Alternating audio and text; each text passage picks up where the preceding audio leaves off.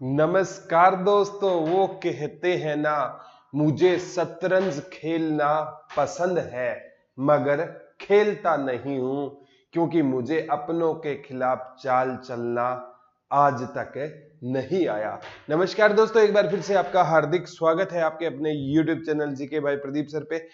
और बच्चे डिमांड कर रहे थे कि सर जो प्रीवियस ईयर एग्जाम हुए थे HSSC के, उसमें जो इंडिया जीके आई है वो करवा दो। हरियाणा जीके तो सभी करवा रहे हैं, आप इंडिया जीके भी करवाना। ऐसा नहीं हो सकता प्यारे बच्चों, आप कहो और हमें ना करवाए। और थियरी वाली भी इंडिया जीके की क्लास आपको डेली एक मिलती है और अब कोशिश करेंगे।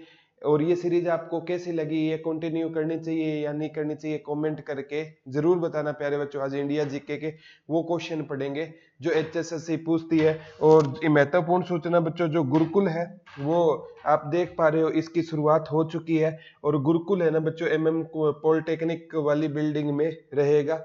और बच्चों इसके लिए आप रजिस्ट्रेशन करवा सकते हो और इसके लिए नंबर दे सकता हूं बच्चों। ये रजिस्ट्रेशन ना शायद आज शाम तक ही बंद हो जाए क्योंकि हमें ज्यादा यहाँ पर हमारे वो मतलब कैपेसिटी इतनी नहीं है, लिमिटेड सीट रखी गई है।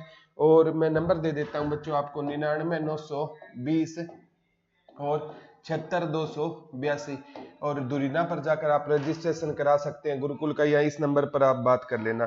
तो प्यारे बच्चों, आज हम स्टार्ट करते हैं जय मां सरस्वती का नाम लेकर। इंडिया जीके के वो क्वेश्चन पढ़ेंगे जो HSSC के प्रीवियस ईयर एग्जाम में पूछे गए हैं। और सारे के सारे क्वेश्चन हम कवर करेंगे आज तक, क्योंकि वो हमारी जो बुक है ना नई आई है, उसमें ना मतलब HSSC के प्रीवियस ईयर इंडिया जीके के और हरियाणा जीके के क्वेश्चन है। इंडिया जीके के क्वेश्चन सारे हैं, हरियाणा के जो मतलब मेन है। तो ये देख सकते हो बच्चों, ये क्वेश्चन पेपर में पूछा गया था, आगामी एग्जाम में भी आ सकता है। मोहिनी अट्टम खालिस्तान का नृत्य, ये आया था मोहिनी अट्टम। मोहिनी मोहिनी अट्टम, ठीक है। मोहिनी अट्टम कहाँ का नृत्य है? तो मोहिनी अट्टम प्यारे बच्चों केरल का नृत्य रहेगा। कहाँ का रहेगा? केरल का। इसी के साथ आपसे आगामी एग्जाम में कथकली भी पूछा जा सकता है, ये भी कहाँ का रहेगा प्यारे बच्चों? केरल का रहेगा। गुरुजी याद कैसे करें? याद करना बड़ा आसान है।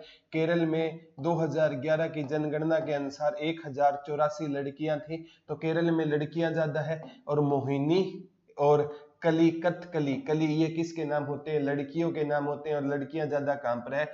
केरल में। तो ये केरल का नृत्य हो जाएगा। इसी प्रकार प्यारे बच्चों कुचिपुड़ी पूछा जा सकता है। कुचिपुड़ी आंध्र प्रदेश का रहेगा। कहां का रहेगा? आंध्र प्रदेश का रहेगा। इसमें याद कैसे करोगे? आंध्र प्रदेश में अंधा आदमी है, और किसका अंधा आदमी को कोई काम तो होता नहीं, सारा दिन क्या खाता रहता है? पूड़ी खाता रहता है, ठीक है। जैसे कर्नाटक का यश गान भी पूछा जाता है। कर्नाटक का नृत्य पूछा जाता है। यश यश गान इंपॉर्टेंट है। यश गान किसका नृत्य रहेगा? कर्नाटक का रहेगा। और नाटक में ना क्या होता है, मतलब गान किया जाता है। नाटक में यक्ष गान किया जाता है, ऐसे याद कर सकते हो। और एक एग्जाम में ये बच्चों तमिलनाडु वाला पूछा जाता है, भारतनाट्यम कहाँ का रहेगा? तमिलनाडु का रहेगा। भारतनाट्यम कहाँ का रहेगा? तो भारतनाट्यम प्यारे बच्चों तमिलनाडु का रहेगा। कहाँ का रहेगा? भारतनाट्यम कहाँ का रहेगा? तमिलनाडु का। इससे नृत्यों से भी क्वेश्चन पूछे गए हैं। एक एग्जाम में बच्चों ये पूछा गया था, अरुणाचल प्रदेश का मुखौटा पूछा गया था। अरुणाचल प्रदेश का, अरुणाचल प्रदेश का कौन सा रहेगा? तो अरुणाचल प्रदेश का कौन सा रहेगा प्यारे बच्चों? मुखौटा रहेगा। कौन सा रहेगा? मुखौटा रहेगा। असम का पूछ लेना, असम का बिहू हो जाएगा। क्या हो जाएगा? असम का बिहू हो जाएगा। ये नृत्यों से भी रिलेटेड क्वेश्चन पूछे जाते हैं। एक एग्जाम में पूछा गया था बच्चों कि गोमतेश्वर की प्रतिमा कहाँ मिल सकती है, जो जैनों के लिए एक पवित्र तीर्थ स्थल है? गोमतेश्वर की मूर्ति, गोमतेश्वर की मूर्ति कहाँ मिल सकती है? मूर्ति कहाँ मिल सकती है जो जैनों के लिए पवित्र स्थल है? प्यारे बच्चों गोमतेश्वर महाराज की मूर्ति मिलती है कर्नाटक में श्रवणबेलगोला नामक स्थान पर। किसकी? इनका पूरा नाम गोमतेश्वर बाहुबली था। ये बच्चों जैसे जैन धर्म के संस्थापक होते थे ना ऋषभदेव, तो ये पेपर में बच्चों पूछा गया था। श्रवणबेलगोला कर्नाटक में मिलती है। इनकी मूर्ति कहाँ पर मिलती है? श्रवण बेलगोला, बेलगोला कहाँ पर है? ये कर्नाटक में। यहाँ पर किसकी मूर्ति मिलती है? गोमतेश्वर महाराज की मूर्ति मिलती है। और ये किस धर्म से संबंधित है? जैन धर्म से। तो जैन धर्म के संस्थापक कौन थे गुरुजी? ऋषभ देव होते थे। और कहते हैं ऋषभ देव के ही दो बेटे होते थे, जिनका एक का नाम भरत और एक का नाम बाहुबली बताया जाता है। पेपर में ये पूछा जाता है भरत व बाहुबली। ठीक है, ये ऋषभ देव के दो बेटे होते थे, भरत और बाहुबली। और बच्चों ये गोमतेश्वर महाराज है ना, इन्हीं को क्या कहा जाता है? बाहुबली कहा जाता है। और बच्चों ये कहते हैं विश्व की एकमात्र एक मूर्ति है जिसे एक ही पत्थर से बनाया गया है। तो बहुत बड़ी बात है, एक ही पत्थर से मूर्ति को बनाया जाना। ये जैन धर्म से संबंधित है। गुरुजी जैन धर्म में के क्या होते थे? गुरुओं को जैन धर्म में प्यारे बच्चों तीर्थंकर कहा जाता था। क्या कहा जाता था? तीर्थंकर। तो जैन धर्म के प्रथम तीर्थंकर ऋषभ देव होते थे। और 24वें तीर्थंकर कौन होते थे प्यारे बच्चों? महावीर स्वामी होते थे। और महावीर स्वामी को ही जैन धर्म का क्या माना जाता है? वास्तविक संस्थापक माना जाता है। और चंद्रगुप्त मौर्य था ना प्यारे बच्चों, उसने भी अंतिम धर्म में जैन धर्म अपना लिया। और 298 ईसा पूर्व कर्नाटक के श्रवणबेलगोला में ना उपवास के दौरान चंद्रगुप्त मौर्य ने क्या त्याग दिए थे? प्राण त्याग दिए थे। निसंकल्प जो एक होती है बच्चों, एक जैसे जैनी होते हैं ना, जो मरना इनका अंतिम टाइम आता है ना, तो अपने शरीर को ये क्या देते हैं? कठोर दंड देते हैं। इस प्रकार उन्होंने क्या त्याग दिया था प्यारे बच्चों? प्राण त्याग दिया था। ये भी पूछा गया वाला क्वेश्चन रहेगा। जो इंडिया जीके के इंपॉर्टेंट क्वेश्चन है जो आए हुए हैं ना, हम आज केवल वही क्या करेंगे? डिस्कस करेंगे। ठीक है, एक एग्जाम में ये पूछा गया था बच्चों, आगामी एग्जाम में भी ये क्वेश्चन इंडिया जीके से संबंधित आपसे पूछा जा सकता है। ये वैसे तो हरियाणा का है, लेकिन इंडिया दोनों में ही रहेगा। हरियाणा का सबसे पहला संदर्भ सन 1328 को एक संस्कृत अभिलेख में पाया जाता है, जो भूमि को खालिस्तान बताता है। 1328 में एक संस्कृत शिलालेख में ना हरियाणा को धरती पर स्वर्ग कहा गया है। 1328 में एक संस्कृत शिलालेख मिला था, संस्कृत शिलालेख मिला था, जिसमें हरियाणा को शिलालेख मिला था, जिसमें हरियाणा को क्या कहा गया था प्यारे बच्चों? धरती पर स्वर्ग कहा गया था। क्या कहा गया था? धरती पर स्वर्ग कहा गया। और गुरुजी 1325 से लेकर मतलब 1351 तक शासक कौन होता था? मोहम्मद बिन तुगलक होता था। मोहम्मद बिन तुगलक होता था। उसके टाइम में एक अभिलेख मिला था। और मोहम्मद बिन तुगलक को प्यारे बच्चों पढ़ा लिखा मूर्ख कहा जाता है, एजुकेटेड इडियट कहा जाता है। और उसे ही किसका जनक कहा जाता है? सांकेतिक मुद्रा का क्या कहा जाता है? जनक कहा जाता है। दिल्ली सल्तनत का अगर सबसे शिक्षित राजा पूछे तो भी मोहम्मद बिन तुगलक को कहा जाता है। तुगलक वंश गुरुजी कब से कब तक रहा था? 1320 से लेकर ना 1300 इंपोर्टेंट है, ये 1414 तक रहा था। 1320 से लेकर ना 1414 तक कौन सा वंश रहा था? तुगलक वंश रहा था। पहला राजा कौन था? ग्यासुद्दीन तुगलक था। ग्यासुद्दीन तुगलक 1320 से लेकर 25 तक था। और फिर मोहम्मद बिन तुगलक, मोहम्मद बिन तुगलक प्यारे बच्चों 1325 से लेकर 51 तक था। फिर फिरोज शाह तुगलक, जिससे HSSC क्वेश्चन ज्यादा पूछती है, 1351 से 88 तक था। और फिर नसीरुद्दीन तुगलक 1388 से 1414 तक था। इसी के टाइम में 1398 में तैमूर लंग ने क्या किया था प्यारे बच्चों? आक्रमण किया था। और तैमूर लंग ने जब आक्रमण किया उस टाइम हरियाणा पर किस वंश का शासक था? तुगलक वंश का शासक होता था। ये पेपर में पूछा जाने वाला क्वेश्चन है। आगामी एग्जाम में भी बच्चों क्वेश्चन ये पेपर में आ सकता है। ठीक है, तो थोड़ा सा ध्यान रखना प्यारे बच्चों, इंपॉर्टेंट है। ठीक है, एक बार ये क्वेश्चन पूछा गया था। आगामी एग्जाम में बच्चों इंडिया जीके के हिसाब से क्वेश्चन इंपॉर्टेंट हो जाएगा। ठीक है, ये बहुत बार एग्जाम में बच्चों ऐसे क्वेश्चन आते हैं कि किस देश ने आर्थिक, सैन्य और राजनीतिक सहयोग के साथ नेताजी सुभाष चंद्र बोस की आजाद हिंद फौज का गठन करने में मदद की थी? तो जापान ने की थी। नेताजी को आजाद हिंद फौज का गठन करने में। वैसे आजाद हिंद फौज है ना, बच्चों इसका ना गठन किसने किया था? रियल में ना कैप्टन मोहन सिंह ने, कैप्टन मोहन सिंह और रास बिहारी बोस ने, रास बिहारी बोस ने आजाद हिंद फौज का गठन किया था। लेकिन आजाद हिंद फौज वो असफल थी। फिर इसका सेनापति किसे बनाया गया था? तो इसका सेनापति बनाया गया था नेताजी सुभाष चंद्र बोस को। और नेताजी सुभाष चंद्र बोस की जो आजाद हिंद फौज थी ना, उसको मदद किस देश ने की थी? ये पूछा गया था बच्चों, जापान ने मदद की थी। और नेताजी सुभाष चंद्र बोस है ना, इनका जन्म 23 जनवरी 1897 को कटक उड़ीसा में इनका क्या हुआ था? जन्म हुआ था। जापान में ने इनकी क्या की थी? सहायता की थी। और नेताजी सुभाष चंद्र बोस ने, हाँ ये पीटीआई के एग्जाम में आया था, आजाद हिंद सरकार का गठन किसने किया था? तो आजाद हिंद सरकार का गठन किसने किया था? नेताजी सुभाष चंद्र बोस ने आजाद हिंद सरकार का क्या किया था? गठन किया था। कहां पर किया था गुरुजी? सिंगापुर में किया था। और आजाद हिंद फौज में नेताजी सुभाष चंद्र बोस ने 4 टुकड़ियां बनाई थी बच्चों। कौन कौन सी थी? एक तो गांधी रेजिमेंट, एक रानी लक्ष्मीबाई रेजिमेंट महिलाओं की होती थी, एक पंडित जवाहरलाल नेहरू रेजिमेंट और एक सुभाष रेजिमेंट। ऐसे ही क्वेश्चन एग्जाम में पूछे जाते हैं। इनको नेताजी की उपाधि एडोल्फ हिटलर ने दी थी। ये भी पेपर में पूछा जाने वाला क्वेश्चन रहेगा। तो थोड़ा सा आपको इस बारे में भी बच्चों ध्यान देना है, ठीक है। एक एग्जाम में बच्चों ये पूछा गया था। आगामी एग्जाम में भी बच्चों हरियाणा जीके के साथ आपको इंडिया जीके के साथ जाना पड़ेगा, क्योंकि इंडिया जीके ज्यादा के एग्जाम में आता है। भारतीय थल सेना स्थापना कब हुई थी? 1 अप्रैल 1895 में भारतीय थल सेना, ये पूछा गया था। भारतीय थल सेना 1 अप्रैल 1895 को, 1 अप्रैल 1895 को क्या हुई थी? ये पेपर में पूछा जाने वाला। भारतीय थल सेना स्थापना कब हुई थी? मुख्यालय पूछे तो नई दिल्ली, और थल सेना दिवस 15 जनवरी। इसका मुख्यालय पूछे तो मुख्यालय कहां पर रहेगा? नई दिल्ली में रहेगा। और थल सेना दिवस कब मनाया जाता है? 15 जनवरी को। कौन सा दिवस मनाया जाता है? थल सेना दिवस मनाया जाता है। और 25 जनवरी को वोटर डे के रूप में मनाते हैं। ये एग्जाम में बच्चों पूछा जाता है। आदर्श वाक्य सर्विस बिफोर सेल्फ, कि हम सर्विस करते हैं बिफोर सेल्फ, खुद की सर्विस से पहले आपकी, सर्विस बिफोर सेल्फ।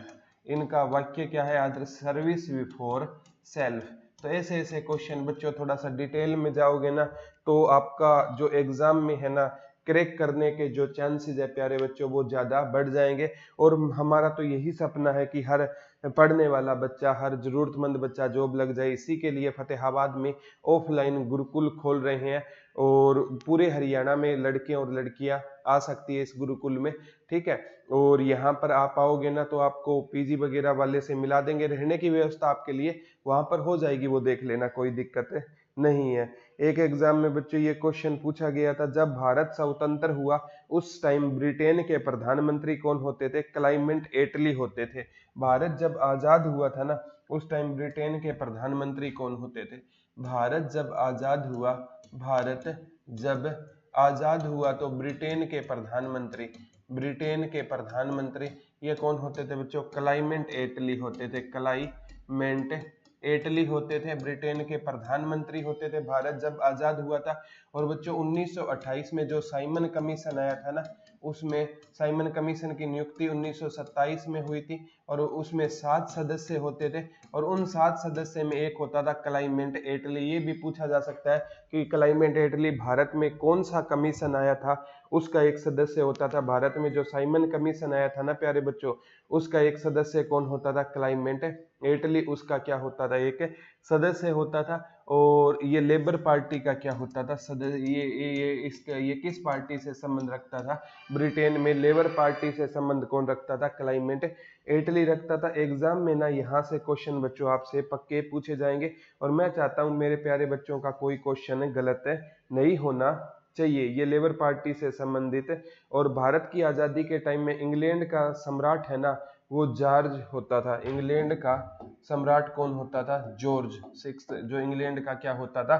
सम्राट होता था। ये भी पूछा जा सकता है बच्चों, इंग्लैंड का उस टाइम सम्राट कौन होता था। इसी प्रकार बच्चों गवर्नर जनरल से क्वेश्चन आते हैं, तो थोड़ा सा बता देता हूँ। वैसे डिटेल में ना एक वीडियो डालूंगा, उसमें सारे के सारे गवर्नर जनरल, ये बच्चे मतलब कंफ्यूज होते हैं। पहले बनते थे प्यारे बच्चों बंगाल के गवर्नर, तो पहला बंगाल का गवर्नर है ना रॉबर्ट क्लाइव होता था। कौन होता था? रॉबर्ट क्लाइव होता था।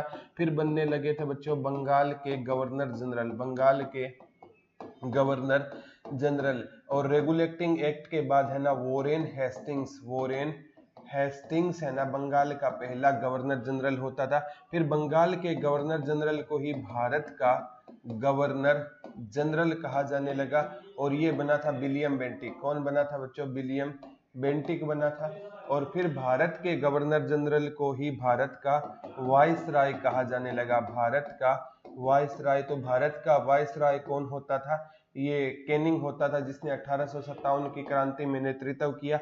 और जब भारत आजाद हो गया ना, उसके बाद गवर्नर जनरल है वाइसराय का स्थान दोबारा से किसने ले लिया था? गवर्नर जनरल ने ले लिया था।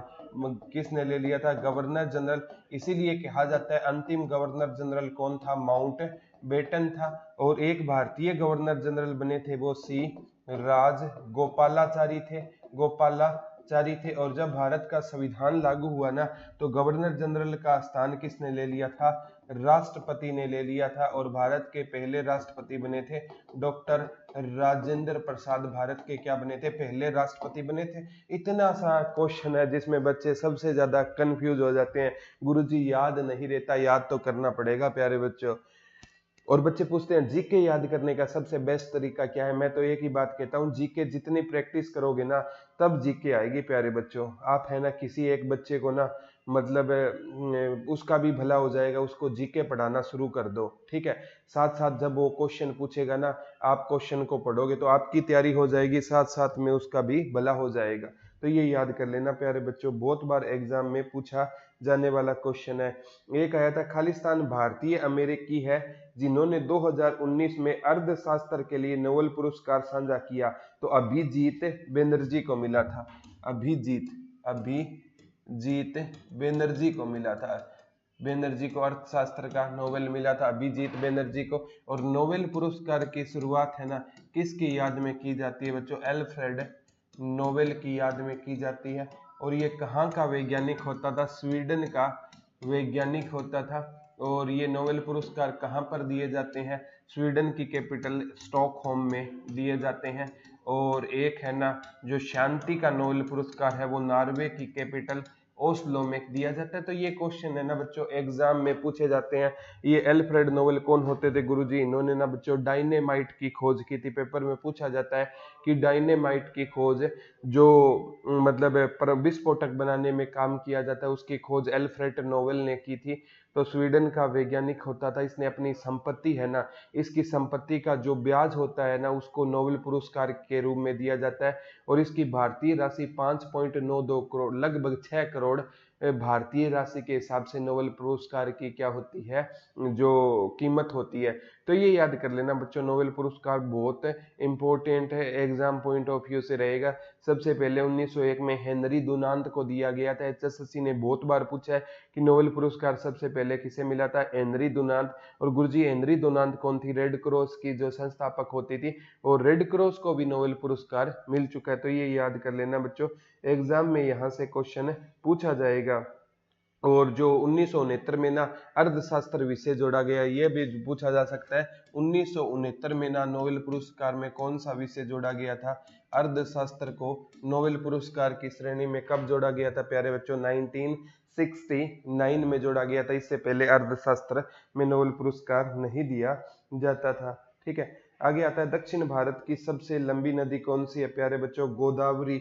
दक्षिण भारत की सबसे लंबी नदी कौन सी रहेगी? गोदावरी रहेगी। दक्षिण भारत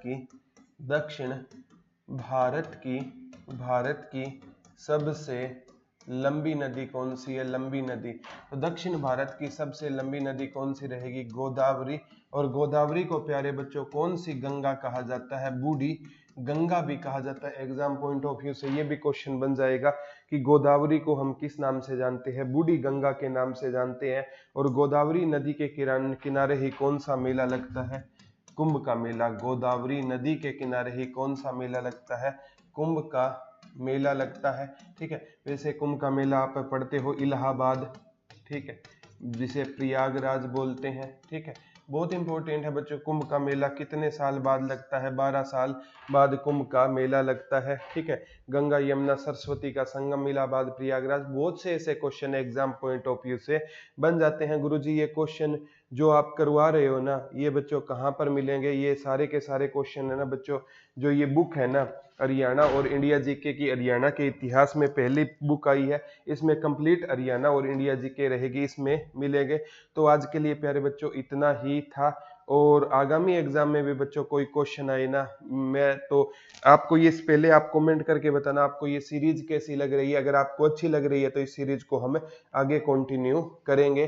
तो हर एक बच्चा ना कमेंट करके बताओ कि ये सीरीज आपके लिए जारी रहनी चाहिए या नहीं रहनी चाहिए, क्योंकि जब तक बच्चों का रिस्पॉन्स नहीं आएगा ना तो हम इस सीरीज को कैरी नहीं कर पाएंगे। तो हर एक बच्चा प्यारे बच्चों कमेंट करके बताना कि आपको ये सीरीज कैसी लग रही है। अगर इससे आपको बेनिफिट मिल रहा है ना तो है फायदा, अदरवाइज कोई फायदा नहीं है। मैं तो ऐसा टीचर हूं जो बच्चों से पूछता हूं कि आपको कितना समझ आ रहा है। अगर सभी बच्चों को समझ आ रहा है ना तो है फायदा, अदरवाइज पढ़ाने का कोई फायदा नहीं है। तो प्यारे बच्चों गुरुकुल इसी मार्च के पहले वीक में 4 या 5 मार्च को ओपनिंग हो जाएगी। तब तक आप रजिस्ट्रेशन का हो सकता है आज ही क्लोज हो जाए, क्योंकि उसके बाद है ना वहाँ की सारा का सारा मतलब सिस्टम हमें संभालना है, उनको दूरीना पे कोर्स भी फ्री देने होते हैं ना, तो इसलिए ना तो थोड़ा सा टाइम लगेगा। तो बच्चों तो आज के लिए इतना ही, कल दोबारा रूबरू होंगे। तब तक के लिए धन्यवाद दोस्तों। जय हिंद, जय भारत। हंसते रहो, मुस्कुराते रहो। Love you all.